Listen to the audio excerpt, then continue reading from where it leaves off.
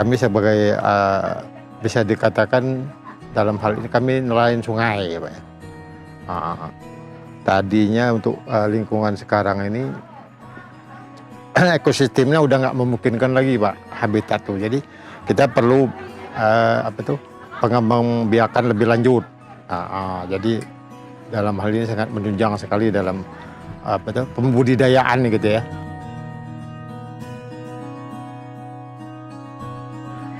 Kondisi jalan kami, jalan kampung, Pak ya.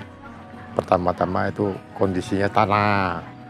Jadi sejak dibangun adanya proyek KJA ini, sekarang jalan beton, Pak ya. Jadi manfaatnya banyak sekali itu, Pak. Baik penduduk sekitarnya ataupun masyarakat kami Kampung Pasir. Jadi sangat menunjang ke semuanya, Pak. Bersih, rapi, dan tertata untuk sekarang ini, Pak. Udah itu ke depan manfaatnya dari KJA pun cukup bermanfaat bagi kami semua, gitu, Pak. Untuk penghasilan yang lebih baik, gitu, Pak. Apalagi sampai sekarang ada bantuan, Pak ya. Untuk kelanjutan proyek KJA ini kedepannya lebih baik lagi gitu, karena dari mulai kita dapat bantuan sampai sekarang banyak kan cobaan, Pak, rintangan banyak, tapi alhamdulillah sekarang jerih payah kita ada hasilnya gitu ya. Sampai sekarang pun ada bantuan dari pihak perusahaan lain gitu, Pak. Di tahun 2021 kebetulan kita ada program dari Kotaku, itu untuk kegiatan livelihood, untuk pengembangan infrastruktur bagi peningkatan pendapatan masyarakat yang berpenghasilan rendah. Jadi sampai sekarang alhamdulillah kemarin telah dibentuk dengan adanya KJA ini, salah satu bentuk dari program Kotaku yang ada. Mudah-mudahan dengan KJA ini harapan pemerintah pusat maupun daerah terhadap peningkatan pendapatan masyarakat dengan diwadahi oleh BKM maupun KSM, kita berharap bisa meningkatkan pendapatan mereka untuk kedepannya.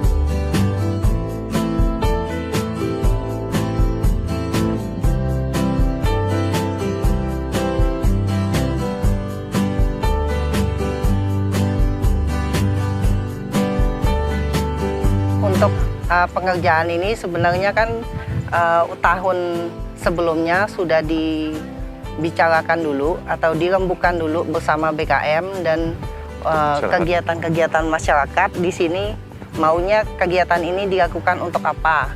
Jadi kami masyarakat sama BKM ini telah memutuskan untuk mengajukan keramba jalan apung ini untuk meningkatkan kegiatan masyarakat. Untuk pengembangan kedepannya kami ajukan secara CSR.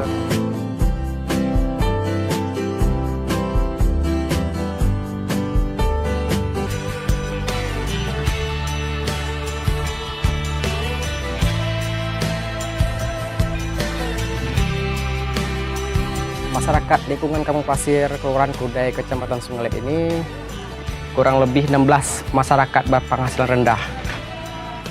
Selebihnya ada yang di buruh harian, wira swasta, tapi banyak berkecimpung di perikanan ini ada 16 MBR. Untuk pelaksanaan prosesnya, awal-awalnya kita lakukan rembuk warga terlebih dahulu. Setelah melakukan terlebih dahulu, kita lakukan survei, penyusunan RPLP, dan pembentukan KSM-nya.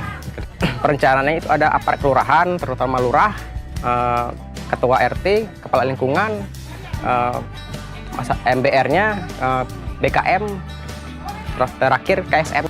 Sebelum adanya pembangunan infrastruktur jalan ini, masyarakat kan jalannya belum terlalu bagus. Untuk akses jalannya masih jalan tanah. Setelah ada pembangunan infrastruktur ini, masyarakat terbantu. Jalannya sudah bagus, akses jalannya ke belakang sudah bagus, Dan kedepannya mudah-mudahan KJA ini menjadi potensi wisata. Untuk RBT di sini sebenarnya kita sudah menjalin kerjasama ya, karena pada tahun 2021 alhamdulillah pihak RBT juga berkolaborasi dengan pemerintah Kabupaten Bangka dalam hal ini terkait kegiatan di skala kawasan ya. Segmen 1 yang Kampung Natak Nelayan. Karena itulah kita mencoba untuk membantu BKM yang ada di Kelurahan Kudai ini untuk meneruskan proposal yang sudah mereka susun. Akhirnya saya berkoordinasi dengan kawan-kawan tim Kotaku, saya minta proposalnya karena proposal itu dibuat oleh mereka yang diketahui oleh Lurah Kudai ya. Jadi bukan kita dari Pokja PKP yang buat, tapi kalau misal yang di Kampung Natak itu memang pemerintah Kabupaten Bangka atas nama Pak Bupati itu yang buat.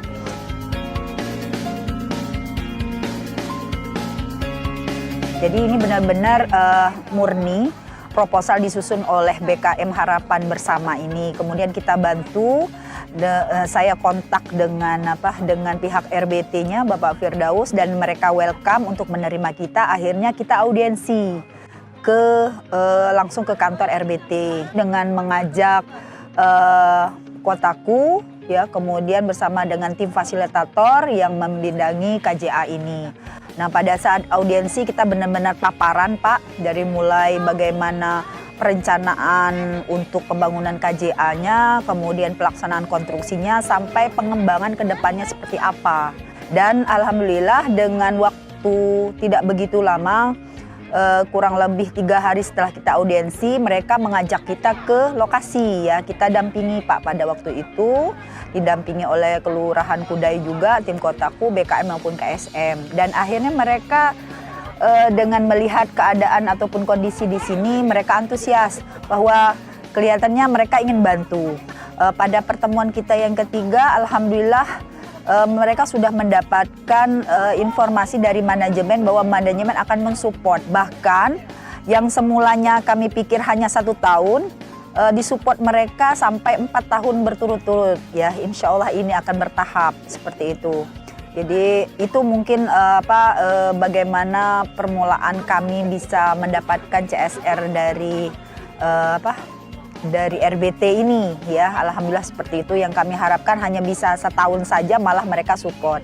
Hal ini itu dilakukan mereka dalam hal mereka ingin agar mereka lebih concern dalam hal untuk sebagai lokasi pilot project untuk mendapatkan proper emas dalam hal untuk pengelolaan lingkungan. Itu kan akan dinilai oleh Kementerian Lingkungan Hidup kan. Nah, ini adalah salah satu contoh dalam hal untuk pengelolaan lingkungan dan pemberdayaan masyarakat, mungkin itu yang lebih dipentingkan mereka. Ada kolaborasi juga dari berbagai stakeholder, itu menjadi poin penting bagi mereka untuk mendapatkan nilai seperti itu, Pak. Perkenalkan, saya Firdaus, penanggung jawab CSR PT Refine Bangkatin, salah satu perusahaan yang bergerak di bidang pengolahan dan pemurnian timah yang ada di Kabupaten Bangka. Ya, jadi salah satu komitmen kami Pak di dalam menjalankan bisnis yaitu adalah bagaimana perusahaan bisa beroperasi tetapi juga tetap memperhatikan masyarakat sekitar, dan itu menjadi komitmen yang mendasar dan banyak tertuang di beberapa dokumen kami termasuk kebijakan perusahaan, bahwasanya perusahaan sesuai juga dengan visi misi yang ada itu berperan aktif dalam menjaga atau meningkatkan perekonomian masyarakat sekitar.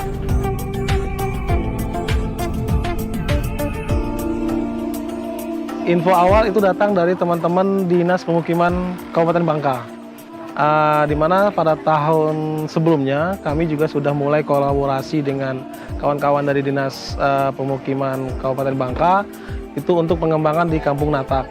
Nah, tahun ini Bu Elvi selaku Kabid di Dinas kemudian berkomunikasi dengan kami kembali, dan kami lakukan beberapa kali pertemuan.